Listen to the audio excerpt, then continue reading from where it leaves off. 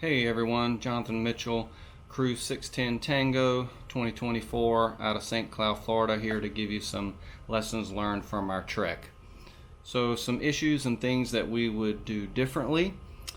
We would do or try to do more crew hikes with elevation. Being from Florida, it's not a lot of hills, so we would need to train as a group in things like parking garages, going up and down the ramps, going up and down the stairs. We didn't do a lot of that. That was something that we encouraged the crew members to do on their own, and we had some issues going up big elevations, and it took us a lot longer than it probably should have. We did have one crew member that had to go off trail for a couple days with elevation sickness or altitude sickness above 9,000 feet. I don't know that there's anything we could have done to help with that or prevent that. Being from Florida, it's at least a day's drive to get to anything with elevation, and really nothing on the East Coast near us that gets above that. But we did have an issue with that. So if you can, do some higher elevation hiking. We would probably start 1 year out doing more prep hikes. We waited till about 6 months out to really start with our prep hikes together. We had done some training individually before that, but we would start, if we were to do it again, a year out, and we would start with some shorter hikes with larger pack weights. We started low, doing lower mileage hikes with a little bit of weight, and slowly increased both. But we ended up having one crew member that had some gear issues, some pack issues. They found out really late that the heavier weight, 45 pounds, their pack wasn't really fit for that. It didn't fit them for that, so they were making last minute changes to their equipment, didn't get to really test it prior to Philmont, and ended up having to rent a pack during our trek and have it delivered because the pack they were using just wasn't fit for them and wasn't fit for the amount of weight that we ended up carrying, because we had some larger bulk food days, as much as 5 days. So we would try to nip that in the butt earlier to make sure packs that were chosen can handle that weight and is not causing issues with their shoulders or hips or anything. We would also do more prep hikes and add things in like bear bag ups and downs. We didn't have a need for that on our prep hikes, so we didn't practice that, and the first several days it took us a long time to get out of camp because we didn't really have a groove on the teardown of it. So we would try to add that in to get the crew more used to that and be able to get out of camp a lot quicker. So some things that worked for us, I purchased 18-gallon trash compactor bags. So to give you an idea of size, here's the length and here's the width. You can buy bigger ones that will line the whole pack, but what we did was each crew member got 2 of these. One was to put their sleep system and their clothes bag in, and then they put that in their pack. That kept everything nice and dry, no issues. The trash compactor bags are really strong, resilient to pokes and tears. And then the second bag, we had them keep their tent or their tent parts in, because we did have days where it rained overnight. The tent parts were wet.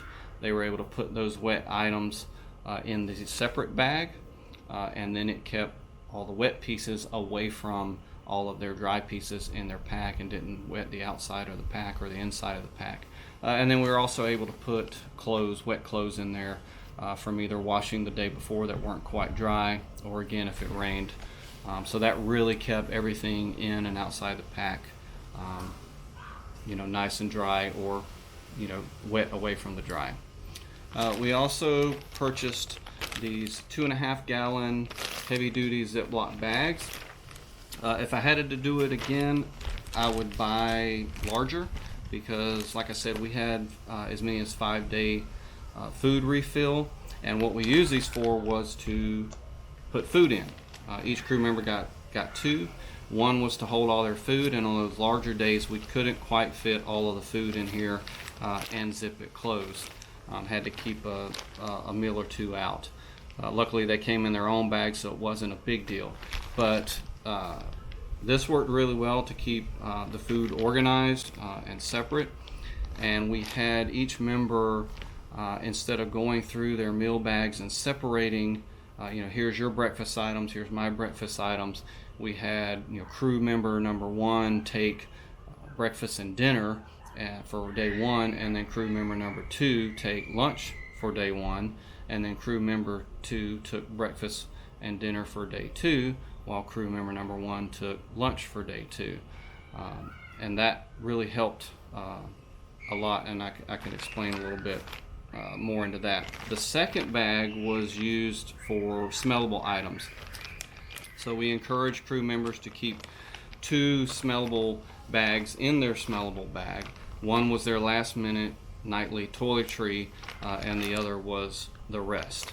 And so how both of these helped with bear bag setup when we got into camp was, when we got there, crew members were able to open their packs up.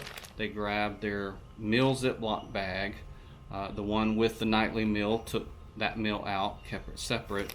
They took their meal bags, put them in the bear bags. They pulled out their smellable Ziploc, grabbed their nightly toiletry bag out, put the rest of it in the bear bags. So within 5 minutes of arriving to camp, we were able to have the bear bags sitting ready to go to the bear bag cable. So that really helped with that. And then in the morning when we dropped the bear bags, each crew member was able to grab their 2 Ziplocs out, add their toiletry bag back to it from the oops bag, and then put their stuff in their pack. So highly encourage that if you can.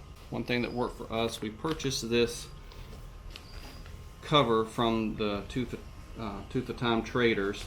They make a bigger one. This one roughly a little bit bigger than an 8.5 by 11 sheet, but this really helped our navigator and helped our crew leader keep things nice and dry and accessible.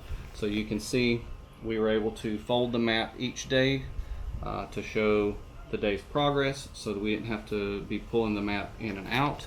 And then on the other side, we were able to keep the crew leader's itinerary sheet. This saved us.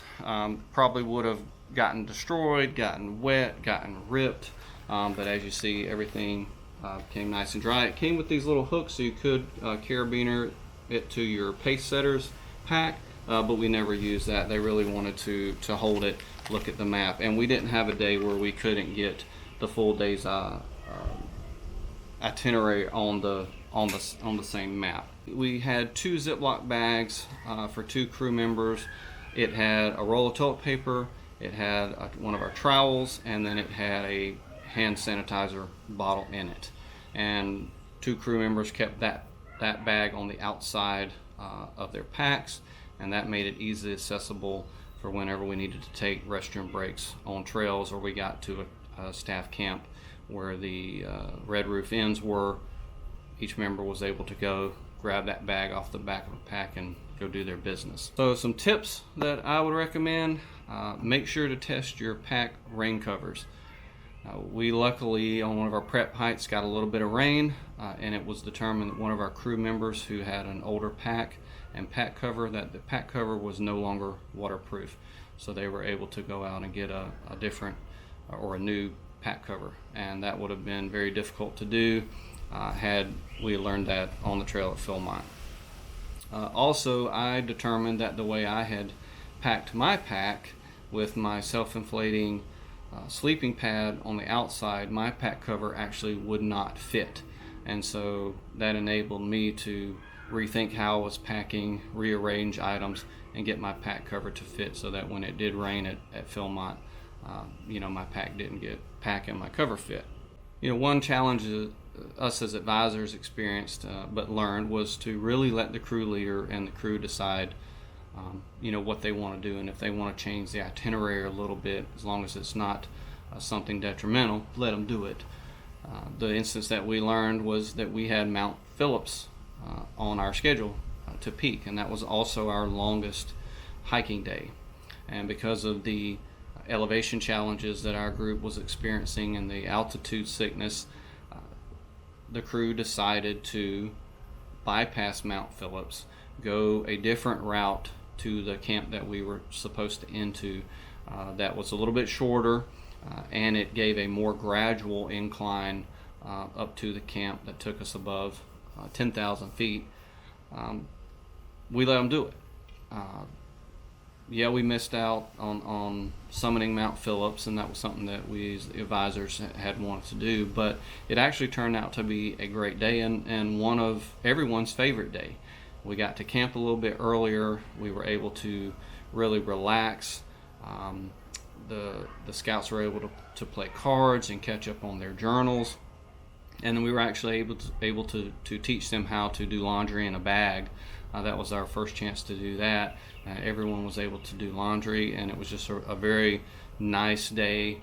And that led us to our second day, or our second longest day of hiking the next day. And it was much more enjoyable because we weren't strung out and tired and sore from climbing Mount Phillips. So we learned just to roll with the punches and soak it all in, and we actually had a really good day that day. So I would encourage you to let them do what they want to within the within certain parameters. And that's everything from me. So from Florida, happy trekking.